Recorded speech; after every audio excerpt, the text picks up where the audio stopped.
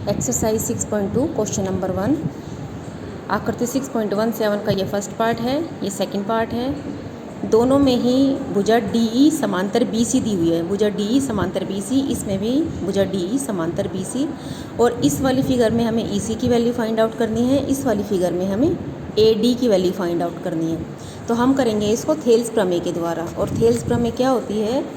प्रमेय नंबर जो हमारी 6.1 प्रमेय है यहाँ पर, ये होती है हमारी थेल्स प्रमेय। इसको हम थेल्स प्रमेय भी बोलते हैं। ये कहती है कि यदि किसी त्रिभुज की एक भुजा के समांतर अन्य दो भुजाओं को भिन्न भिन्न बिंदुओं पर प्रतिच्छेद करने के लिए एक रेखा खींची जाए, तो ये अन्य दो भुजाएं एक ही अनुपात में विभाजित हो जाती हैं। इसका कहने का मतलब है कि जैसे कि मेरे पास ये एक त्रिभुज है ABC, इसमें मैंने BC के समांतर एक ही रेखा खींच दी DE, ये दोनों समांतर हैं, ठीक है।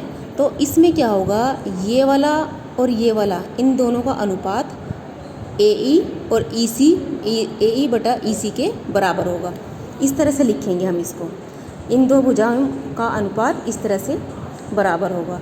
और इस प्रमेय को हम बोलते हैं थेल्स प्रमेय। ये हमारा हर क्वेश्चन में यूज़ होगा बेटा, इसको याद करना है। ये एक फॉर्मूला है, इसको आपको याद करना है और इसी फॉर्मूले से हम इस क्वेश्चन को सॉल्व करेंगे। तो अब हम इनकी वैल्यूज़ पुट कर लेंगे। जैसे कि AD है हमारे पास 1.5,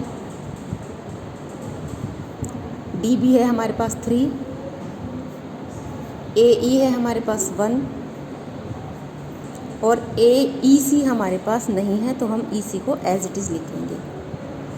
अब हम इसका क्रॉस मल्टीप्लिकेशन कर लेंगे। क्रॉस मल्टीप्लिकेशन में 1.5 into EC is equal to 3 into 1। हमें EC की वैल्यू चाहिए, तो 3 इंटू 1 3 हो जाएगा और ये 1.5 नीचे आ जाएगा। इसका ये डेसिमल हटा देंगे तो ऊपर 0 आ जाएगा, 1 0 आ जाएगा। और 15 1 ज़ा 15, 15 2 ज़ा 30। तो इस तरह से हमारी जो EC की वैल्यू है वो आ गई 2 सेंटीमीटर। तो EC बराबर 2 सेंटीमीटर। इसी तरह से बिल्कुल सेम यही मेथड लगाकर हमें इसका सेकंड पार्ट भी सॉल्व करना है, जिसमें हमें AD की वैल्यू फाइंड करनी है। जैसे यहाँ पर हमें AD दिया हुआ है, सेकंड पार्ट में हमें AD नहीं दिया हुआ।